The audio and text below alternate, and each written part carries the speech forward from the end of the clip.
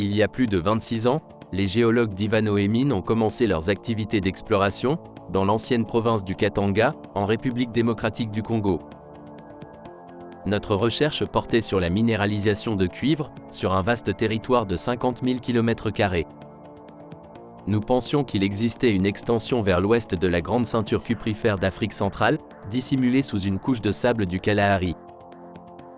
La couche externe de sable du Kalahari masquait toute trace du cuivre gisant plus bas. L'exploration demande du temps et de la patience, et c'est ainsi que notre travail minutieux a commencé. Levée géophysique, échantillons de sol, et des milliers de mètres de forage. En 2008, la théorie géologique se confirma, avec la découverte du gisement à haute teneur de Kamoa. Après avoir découvert Kamoa, qui contient aujourd'hui près de 25 millions de tonnes de cuivre, nous avons intensifié nos efforts d'exploration. En 2015, Ivanhoe a fait appel à Zijin comme partenaire pour développer le projet à travers une joint venture. L'année suivante, en 2016, la découverte du gisement à très haute teneur de Kakula a complètement changé la donne pour Ivanhoe Mines et la RDC. Kakula était aussi étendu que Kamoa, mais avec des teneurs bien supérieures à 6% de cuivre. Les teneurs de Kakula étaient environ 10 fois plus élevées que la teneur moyenne mondiale des mines de cuivre, qui est d'environ 0,6%. Kamoa Kakula est rapidement devenue la plus grande découverte de cuivre en Afrique, et la 4e dans le monde. Alors que Kamoa Kakula entrait dans sa phase de développement, Ivanhoe a fait appel à un partenaire stratégique, CITIC Metal, qui a investi plus de $1 milliard pour financer la construction de la phase 1. En janvier 2020, les activités de construction du concentrateur de la phase 1, d'une capacité de traitement de 3,8 millions de tonnes par année, ont commencé à Kakula. En mai 2021, le concentrateur de la phase 1 fut livré et mis en service, en respectant le budget et avec des mois d'avance sur le calendrier.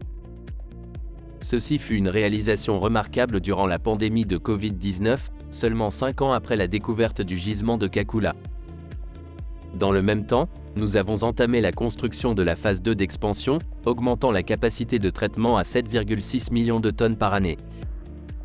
Kamoa Kakula est approvisionné en hydroélectricité, une source d'énergie propre et écologique, grâce à un partenariat avec la SNEL, la compagnie publique d'électricité de la RDC. En septembre 2021, nous avons terminé la rénovation de la centrale hydroélectrique de Mwadingusha, produisant 78 MW qui alimentent l'ensemble des opérations des phases 1 et 2. Autour de la même période, nous avons également signé un accord pour la réhabilitation de 178 MW supplémentaires, provenant de la turbine 5 de la centrale hydroélectrique d'Inga 2.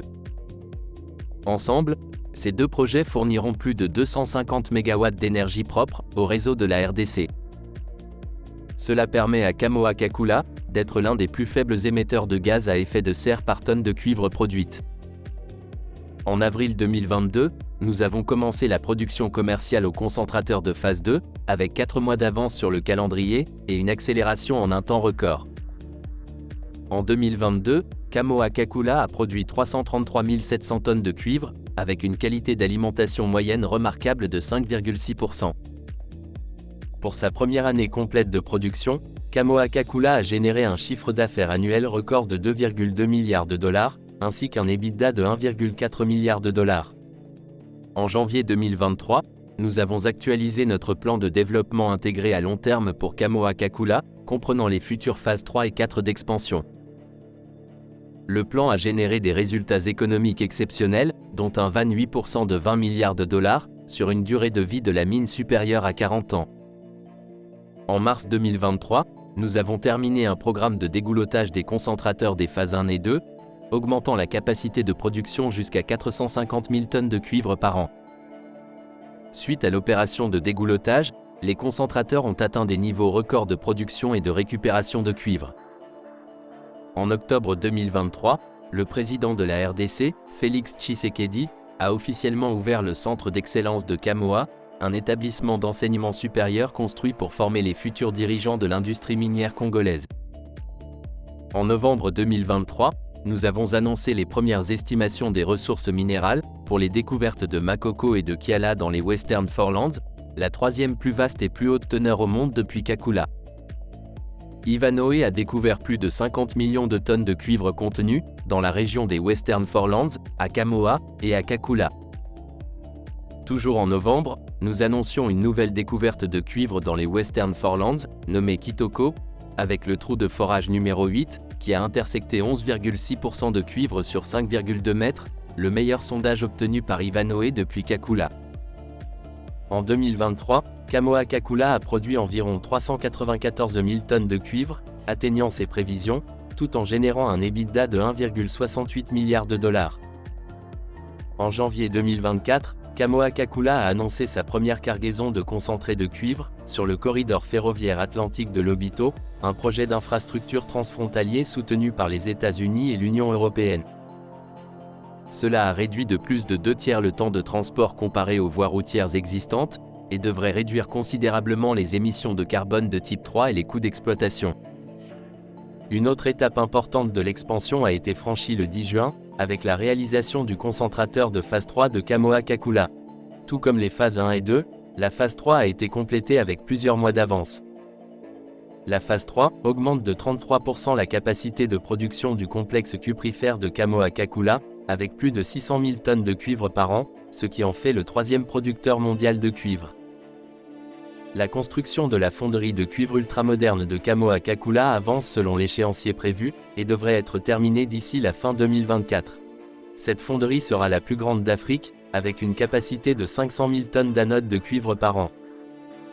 En exportant des anodes de cuivre pur à 99,7%, la fonderie sur site permettra de diminuer les coûts logistiques d'environ 50%, et de réduire considérablement les émissions de gaz à effet de serre du scope 3.